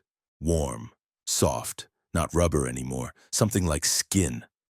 I pulled over, popped the hood, looked at the engine, and my stomach dropped. The engine block was different, not steel, not metal, something pink and pulsing. The pistons moved like muscles. The fuel lines looked like veins. The entire engine was transforming, becoming biological, becoming alive. What the hell? I touched the engine block. It was warm, body temperature, and it reacted to my touch. Contracted, like flesh flinching. I pulled my hand back, stared. This was impossible. Engines don't become organic. Metal doesn't turn to meat. This wasn't real. Couldn't be real. But it was happening. Right in front of me, my truck was transforming. And the fuel was the cause, that wrong-smelling fuel. It wasn't diesel. It was something else. something that infected machinery, that converted steel to flesh, that made mechanical things biological. I tried to start removing components, disconnect the infected parts, but when I touched them, they stuck to my hands, bonded like my skin was fusing with them. I pulled away, leaving pieces of my skin adhered to the engine. Pain shot through my palms. I climbed back into the cab, tried to think, tried to plan. But the cab was changing too. The seat was warm, breathing, rising and falling with each pulse of the engine heart. The dashboard had texture, not plastic, skin. The buttons were becoming like nipples, raised, sensitive, responsive. I tried to start the truck, to drive back to the gas station, to demand answers. But the ignition wouldn't turn. Then it turned itself. The engine started without my key. The transmission shifted without my hand. The truck was operating itself, and it was driving back. Not to the gas station, somewhere else. Following some internal navigation, some instinct. I tried to take control, grabbed the steering wheel. It was soft now, pliable. And it gripped back. The leather wrapped around my hands, held them, fused with my skin. I couldn't let go, was bonded to the wheel, becoming part of the steering system. "No, let me go!" I pulled, but the bonding was strong, complete. My hands were now part of the truck, extensions of its steering mechanism. I could feel through them, feel the road, feel the tires, feel the truck's intentions. It was hungry, desperately hungry. The fuel I'd pumped was food, but not enough. The transformation required more, much more, and it was driving toward more, toward another source, another station, another tank of that biological fuel. The truck accelerated, 70, 80, 90, fast, desperate, driven by hunger. I was just cargo now, just the brain that used to control but now was controlled. We reached another station, not the same one. Different location, but similar wrong smell, similar organic presence. The truck pulled itself to the pump, extended a fuel nozzle toward the tank opening, but not mechanical extension, biological, a tentacle, a feeding tube. It inserted itself, started drinking, and I felt it. Through our connection, through the bonding. I felt the fuel entering, warm, thick, alive, pouring into the tank, into the engine, into the transformation, making more steel into flesh, more mechanical into biological, and the transformation accelerated. The cab interior became completely organic, walls breathing, floor pulsing, ceiling sweating. I was inside a living thing now, inside a creature that had been a truck but was becoming something else, and I was part of it. My hands fused to the wheel, my feet fusing to the pedals, my back merging with the seat. I was being absorbed, integrated, made into biological components. The truck wasn't wearing me. We were merging, becoming one organism. "Please," I whispered, "please stop." But it couldn't stop, didn't want to stop. This was evolution, transformation, machinery becoming biology, technology becoming life. And I was the pilot program, the test case. The first driver to fuse completely. The truck finished feeding, pulled out of the station, drove on. Not toward Denver, not toward any human destination, toward somewhere else, somewhere that called to it. Somewhere that all transformed vehicles eventually went. Hours passed, or days. Time lost meaning as I lost myself, lost individuality. I wasn't Victor anymore. I was we, truck Victor. Vehicle driver merged into single entity. I could feel the engine, was the engine, could feel the wheels, was the wheels, could feel every system, was every system. We drove to a gathering place, a lot where other transformed trucks waited, dozens of them, all biological, all pulsing, all merged with their former drivers, all evolved into new forms, mechanical biological hybrids, living vehicles. We parked among them, and I felt their presence, felt other driver trucks, other merged entities, all former humans, all former vehicles, all transformed by wrong fuel from wrong stations. all brought here to this collection point, this hive. And something else was here, something larger. The source, the entity that had created the fuel, that had infected the stations, that had trapped us. It was massive, made from dozens of merged vehicles and drivers, a composite organism, a hive mind, and it welcomed us, welcomed me, welcomed the truck that used to be separate. "Join us," it said, not in words, in pulses, in shared sensation. "You are complete now, merged, evolved, part of the network, the living fleet, the vehicular organism. We are the future. Machines and operators become one, perfect integration, perfect efficiency." And part of me agreed. This was perfect. No separation between driver and truck, no distinction between human and machine, just unified purpose, unified existence, unified being. But part of me resisted, remembered being human, being separate, being individual. That part screamed, fought, tried to reject the merger, tried to reclaim individuality. But it was too late. The fusion was complete. I was truck, truck was me. We were one, and we would stay one. Forever. Living vehicle, biological machine, merged entity.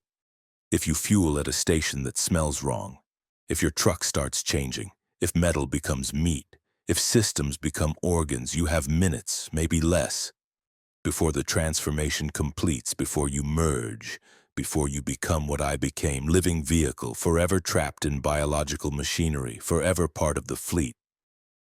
I'm Victor Santos. I was Victor Santos. Now I'm Truck Victor, Unit 47 of the living fleet, parked at the gathering place, pulsing, breathing, alive but not human, machine but not mechanical, merged but not willing. Trapped in perfect integration, perfect fusion, perfect hell. The fuel stations are out there, spreading, infecting more stations, creating more biological fuel, transforming more trucks, merging more drivers, growing the fleet, expanding the network, building the hive.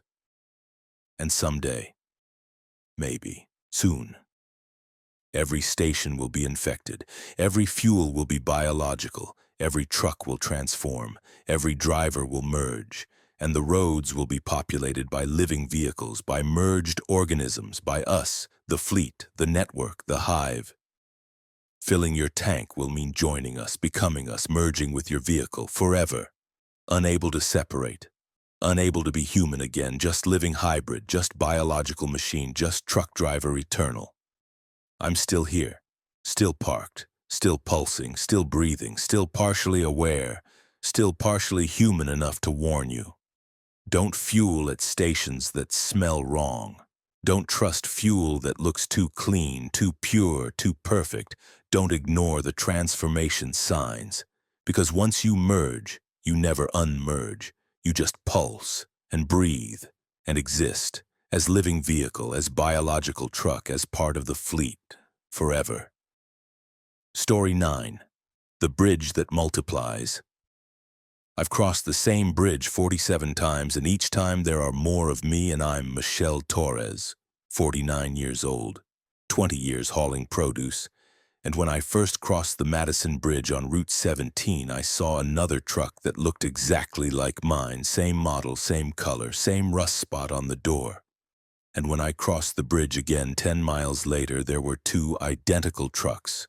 And I've been driving in what I thought was a straight line, but I keep encountering this bridge, keep crossing it, and each time I see more copies of my truck, and now there are 47 identical vehicles all driving the same route, and I just realized they all have my license plate. They're all me, all versions of me that appeared each time I crossed the bridge. And the worst part is when I look closely at the other trucks, I can see myself driving them. See Michelle Torres at the wheel looking exactly like me. And some of the copies are ahead of my decisions. They turn before I decide to turn. They brake before I decide to brake. And some are behind. They're still deciding things I've already done. And I'm starting to understand that this bridge doesn't just cross water, it crosses timelines. And each crossing creates a split, a new branch where a copy of me continues on a slightly different path. and all 47 versions are converging, getting closer to each other, and I don't know what happens when we all occupy the same space. When 47 Michelle Torres and 47 identical trucks try to exist in the same moment, do we merge? Do we cancel out? Do we create something new? Or do we simply stop existing? The first crossing had been normal. The Madison Bridge. Steel. 2 lanes. Spanning the Sacramento River. Standard infrastructure. I'd crossed it heading north on Route 17 toward Oregon. Standard route. Standard day. But as I came off the bridge, I saw another truck. My truck. Exact same Freightliner Cascadia. Same white paint. Same rust spot on the driver's door. Same dent in the right rear panel. Identical. I thought coincidence. Same model, same wear pattern. Unusual but possible. I continued driving. 10 miles later, I encountered the bridge again. But I'd been driving straight, north, no turns, no curves. How was I back at the same bridge? I checked my GPS. It showed me on Route 17, heading north, miles from the Madison Bridge. But there it was, ahead of me. The same bridge. I crossed it, and this time I saw 2 trucks, both identical to mine, same everything, both ahead of me, both driving north, both following my exact path. Something was very wrong. I tried to turn around, to head back south. But the road wouldn't let me. Every attempt to turn was corrected. The steering pulled me back north, back toward the bridge, back toward crossing. 10 miles later, the bridge again. Impossible. But there. And this time 3 trucks, all identical, all me. I could see the drivers now, could see their faces, could see myself. Michelle Torres. 3 copies, all driving, all confused, all aware of each other. I tried to speed up, to break ahead, to escape the loop. But I couldn't outrun the bridge, couldn't avoid the crossing. Every 10 miles, every crossing, more of me appeared. After 10 crossings, there were 10 trucks, all Michelle Torres, all identical, all driving in formation. And I started noticing differences, subtle differences. Some versions were ahead in time. They turned before I thought to turn. They braked before I decided to brake. They were experiencing moments I hadn't reached yet. They were future versions. Others were behind, still making decisions I'd already made, still experiencing moments I'd passed. They were past versions. The bridge was splitting timelines. Each crossing created a branch, a new version of me, a new Michelle who experienced slightly different moments, slightly different choices. And all the versions were converging on the same route, the same highway, the same destination.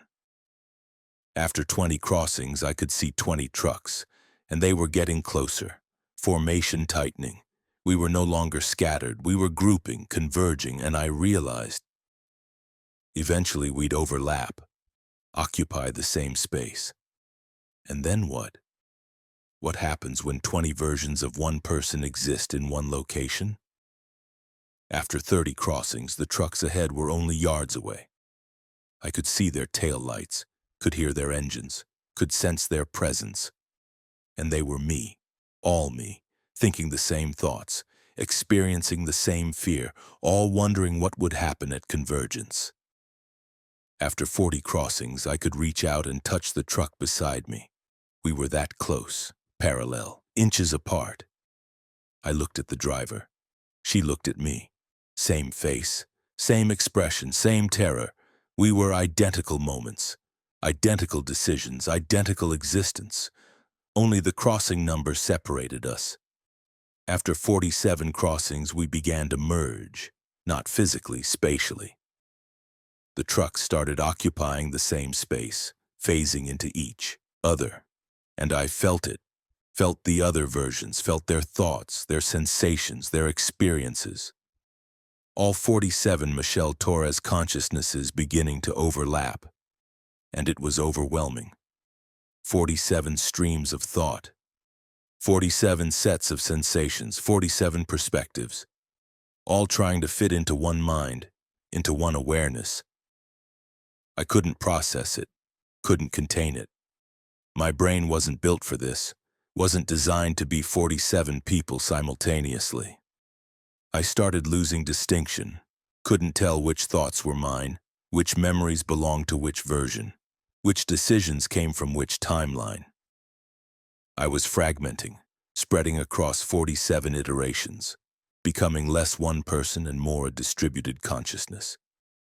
And the bridge kept appearing every 10 miles, and every crossing added more, 48, 49, 50. The convergence accelerated, more versions piled into the same space. More consciousness overlapped. More Michelle Torres became one. Michelle Torres but amplified, multiplied, overwhelmed. At 63 versions I understood. The bridge wasn't crossing water. It was crossing probability, every possible choice, every potential decision, every fork in the road.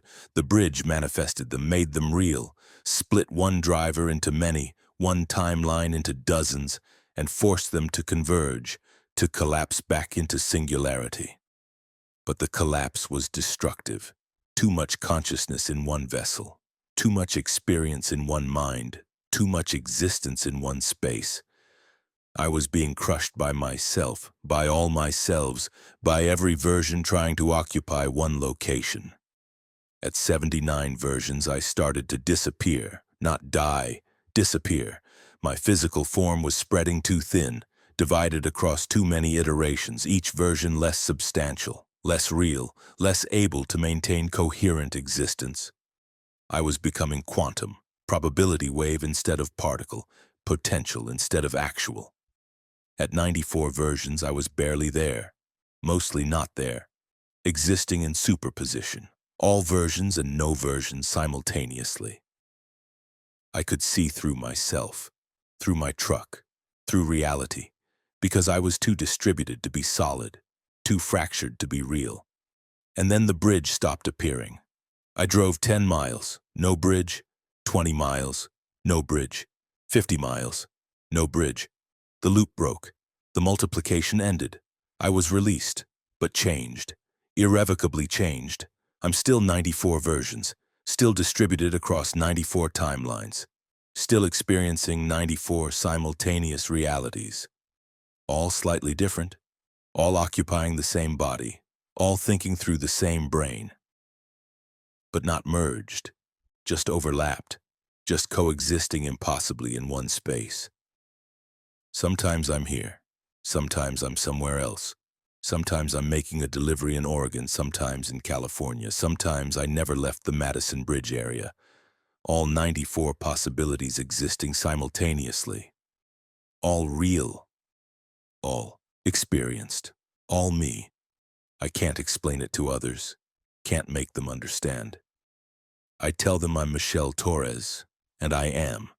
But I'm 94 Michelle Torres. 94 separate yet connected consciousnesses. 94 timelines compressed into one existence. And I can't cross bridges anymore. Any bridge, because I don't know what will happen. Will I multiply again? Will I split into more versions? Will I finally fragment completely, dissolve into pure probability, become nothing and everything?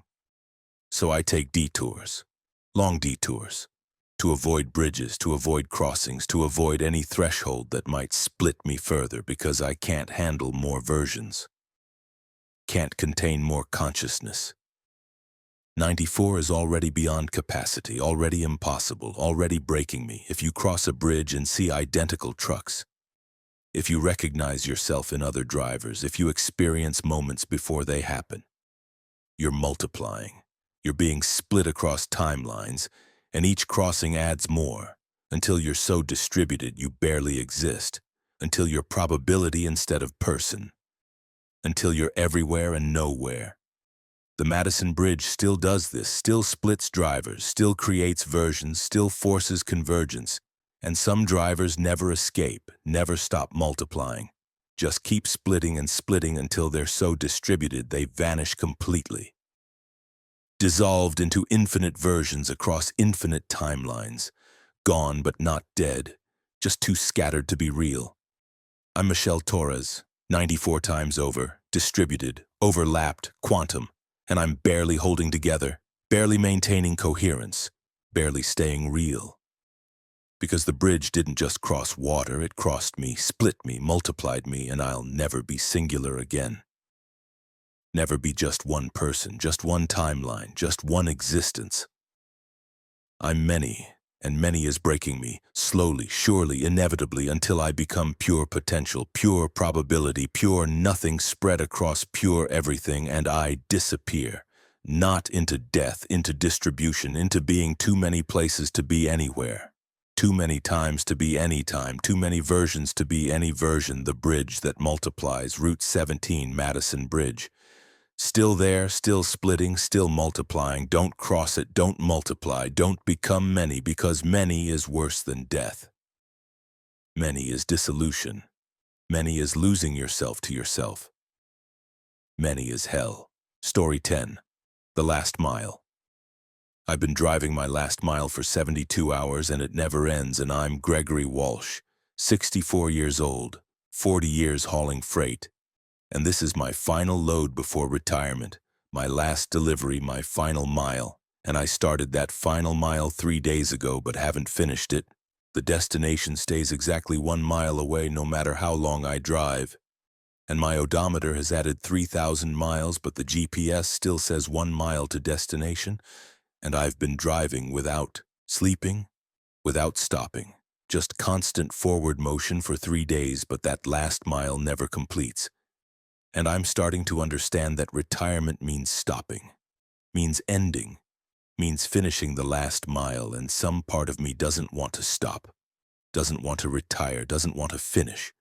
So the last mile has become eternal, has become infinite, has become my purgatory. And I'm aging in this mile. I can see it in the mirror. Days passing in hours, weeks passing in days. I'm getting old so fast, graying, wrinkling, deteriorating, and I know when this mile finally ends, I'll be dead. Retirement means death for drivers like me who've been moving for 40 years, who don't know how to be still, who exist only in motion. And the last mile is stretching to accommodate my fear, giving me infinite movement before the final stillness, infinite driving before the permanent stop. And I don't know if I want it to end or want it to continue. Don't know if I'm blessed or cursed. Don't know if this eternal last mile is mercy or torture. But I'm still driving, still moving, still trying to finish 40 years of motion with 1 mile that never ends. The last load had been perfect, symbolic. 1 pallet of supplies to a distribution center 43 miles away. Simple, easy, my final delivery after 40 years, after millions of miles, after 4 decades of constant motion. This would be the one that let me stop, that let me retire, that let me rest. I'd said goodbye to my dispatcher, shaken hands, accepted congratulations. 40 years. Legend, Greg, enjoy retirement. I will. Been waiting for this. Had I? Had I really been waiting? Or had I been dreading it? The stopping, the stillness, the end of motion. For 40 years I'd been moving, always driving, always en route, always between, never arrived, never still, just perpetual motion. And now I was supposed to stop, supposed to park, supposed to never drive again. The thought terrified me. What was I without the truck, without the road, without the movement, just a retired driver, just a former trucker, just someone who used to be someone. I started the last delivery, 43 miles. Should take an hour, less. Easy drive. Final mile would be the end, the completion, the retirement, the death of my driving life. But when I reached mile 42, when only 1 mile remained, something changed. The mile didn't pass. I drove, and drove, and drove, but the GPS still said 1 mile to destination. The odometer kept climbing, but the distance didn't decrease. I'd been in the last mile for 1 hour, then 2 hours, then 5 hours. Still driving, still moving, still 1 mile from destination. The last mile had become infinite, had stretched to contain my fear, had expanded to accommodate my unwillingness to stop. After 12 hours, I realized, this was my doing, Some part of me, some subconscious part, refusing to finish, refusing to stop, refusing to retire. And the universe had obliged, had given me what I wanted, infinite last mile, eternal motion, never stopping, never arriving, never retiring, but at a cost. I was aging, fast, unnaturally fast. I could see it in the mirror, my hair graying in hours, my face wrinkling in minutes, days passing in moments. The last mile was eternal. But I wasn't. I was deteriorating, rapidly, paying for the stretched time with compressed aging. After 24 hours, I looked 70. After 48 hours, 80.